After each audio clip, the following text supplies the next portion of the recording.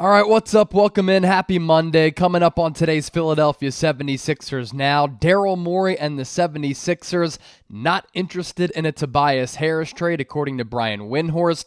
Windhorst also saying on the Hoops Collective podcast that a Tyrese Maxey trade is off the table. He is absolutely untouchable in some of these trade negotiations as we enter day 4 of free agency.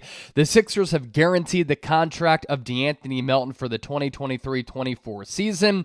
And could a Joel Embiid trade happen at some point if he's disgruntled? According to NBA executives, he is not going to demand one because he is loyal to the 76ers organization. Before we unpack all of that, we're 46 people away from 11,000 subscribers. Make sure you hit that sub button and join the fastest growing Sixers channel here on YouTube. To be able to talk about this team as a guy who grew up in the Philly area, been a lifelong diehard Sixers fan, it's been an absolute blast. It's a blessing, and to all of you who continue to support the channel, greatly appreciate that. So lock us in for informative, insightful, entertaining Sixers content right here on YouTube. I'm Chase Sr. This is Philadelphia 76ers Now. So let's start here with Tobias Harris. Brian Windhorst had a couple of good nuggets on the Hoops Collective podcast, and I know that all reporters out there sometimes swing and miss, including Windhorst, but he was right on the James Harden trade a couple of years ago when he said we are entering the deal zone. So he does have some sources with the Sixers, and he was pretty adamant about a couple of subject matters on that pod, and that includes Tobias Harris. He said, quote, "The Sixers have not shown an interest in trading Tobias Harris. He has been involved in some trade discussions, and they have not shown any interest in trading him." Here's my take on Tobias Harris. Tobias Harris is a good, solid basketball player, but he's simply overpaid for the production that he's given Philadelphia. If the Sixers do make a James Harden trade, though, can Tobias Harris be more comfortable and have a larger role within this Sixers offense under new head coach Nick Nurse? Last time that Tobias Harris was a focal point of an offense, it came with the Los Angeles Clippers prior to the trade to Philadelphia. That year, he was a borderline all-star, played 55 games. He averaged nearly 21 points per, 50% from the floor, 43% from downtown. But my concern with Tobias Harris, he can put up those numbers in the regular season. He's always put up solid numbers on bad teams, but those numbers did come in a contract year. Tobias Harris is entering a contract here in 2023-2024, but will he choke and come up short in the playoffs when the lights are the brightest? Because he has had some playoff no-shows, which continue to be a concern. Tobias Harris, solid basketball player, a solid defender. His fit in this Sixers offense has certainly been clunky, where he sat in the corner, and sometimes he needs the ball in his hands. He's at his best when he's moving downhill. That mid-range game has soft touch from about 15 feet and in, and he's shown statistically that he can knock down the three-point shot. But when he's been relegated to the fourth offensive option and he's just standing around, he's not able to find a groove, not able to find a rhythm. We've seen when Harris can put up a solid stat line. Like, he can be a walking at that size, 20 points per game, 45% from the floor, 40% three-point shooter. I've continued to say that because there have been plenty of data sets that certainly back that up. But on a quality team, when his fit is clunky, that's when Harris has just looked awkward on the floor. But if you trade James Harden, can Harris assume a larger offensive role with Maxey, Embiid, and him? Potentially, I'd like to see the Sixers move on from him. If Daryl Morey can somehow swing a Harris for Zach LaVine trade, which I think is unlikely because I don't think Chicago would or should do it, I'd be elated.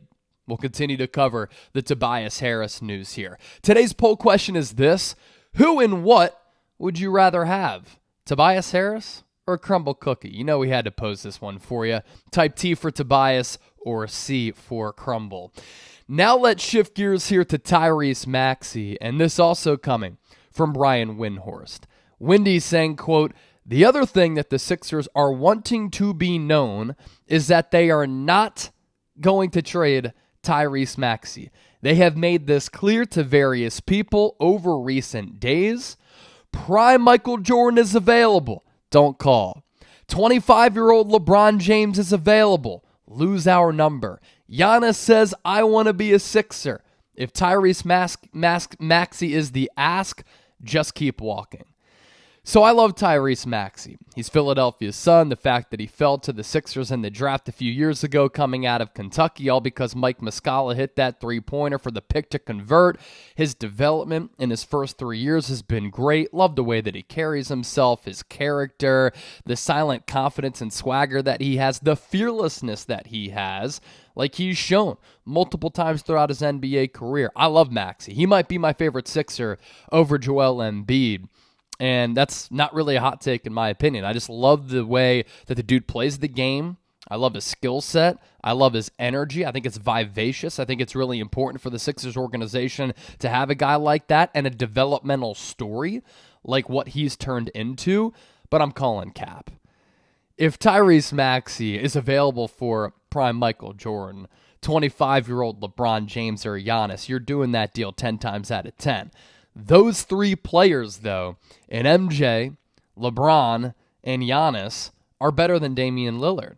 And prime MJ, 25-year-old LeBron, and still a young Giannis are younger than Damian Lillard. They have less tread on the tires at that point of their careers than Damian Lillard because his usage rate has been insane. Minutes played per game, wild, always steadily available, really, over his entire career up until the last couple of years. But if you want to trade Tyrese Maxey for Damian Lillard, there are a lot of risks there and a lot more risks as compared to if you traded Maxey for some of those prime players. So Windy pretty adamant, and the Sixers seem to be adamant that they don't want to trade Tyrese Maxey. But there's a difference between trading him for some GOATs and trading him for a top 150 player of all time who's older in Damian Lillard. Like, with Lillard, love the player. I've been a big advocate of his, a big fan of his. But look, he's 32 years old, some signs of decline, even though he averaged the most points per game of his career this past year. 3-point numbers, very solid. But how do smaller guards age throughout the course of NBA history? History does show that sometimes they don't age well. And I think that Maxey is already bordering on all-star potential. And I would just be hesitant to give him up in a deal because I do believe that he could be a Jamal Murray to Joel Embiid like Jamal Murray was to Nikola Jokic en route to the NBA championship. Let's get to some Joel Embiid trade talk and then De'Anthony Melton here. NBA executive telling Sean Defini this: no, just no way that Embiid asks out. He is a different kind of character. He is a lot more like Damian Lillard and Bradley Beal because he wants to be loyal to the team. He wants to stay in Philly. He has a lot of appreciation for how he has been treated there. Now, his contract is up in 2026, so that's 3 years. It's tough. The position that he is in, if we're still talking about this in 3 years, you'd expect the story to change by then. Just like Damian Lillard and Bradley Beal, I appreciate Joel Embiid's loyalty. Joel Embiid simply has to be better when it comes time for the second round of the NBA playoffs and the playoffs in general, and he has to be healthy. This is a critical year here for Embiid, and I can understand why Embiid is a little bit frustrated. Ben Simmons was a flake. The Sixers didn't elect to bring back Jimmy Butler. Instead, they ran it back with Tobias Harris, Brett Brown, and Ben Simmons. Jimmy Butler, according to a lot of reports a couple of years ago, either wanted it to be those three or him. Sixers choose the previous. They chose Brett Brown, Ben Simmons, and Tobias Harris over Jimmy Butler. Joel Embiid was really close with J.J. Redick. They let him go. He's been said to get along well with James Harden, and now James Harden could be gone as well. And you're looking at Embiid, who's soon to be 30 years old here this upcoming season, coming off an MVP campaign. And if you don't bring James Harden back, are the Sixers a legit NBA contender? I don't think so. Boston Celtics are better. Milwaukee Bucks are better.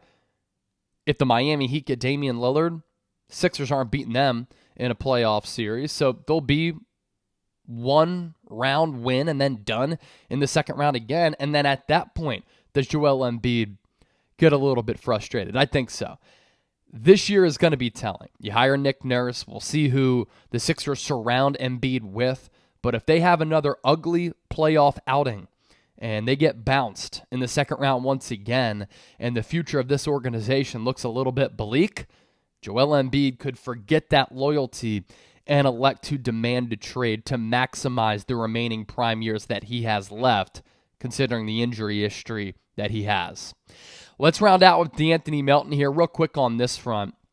This coming from Michael Scotto of Hoops Hype. The Sixers will guarantee De'Anthony Melton's $8 million salary for the 2023-2024 season. Melton started 58 of 77 regular season games and averaged 10 points per game with the Sixers last year. This is a really good trade for Daryl Morey because he basically traded away Danny Green and his shredded knee, which was really serious at the time. It was believed that it could be career-ending. You shed that salary, and then you're able to bring in a better player in De'Anthony Melton, who obviously making a lot of money, right up there with Danny Green, but a player who wasn't going to play for you, for a player who is a solid bench player, very good defender. Ideally, you don't want him starting, but if your starting five is stacked, you could do worse than Melton at that too. I thought that he flashed a little bit in the playoffs against the Nets and at moments against the Celtics. He had a couple of moments in which he wasn't all that good against Boston, but in that game one, he really helped carry the Sixers there alongside James Harden, and then a couple of other instances in which he made some big plays.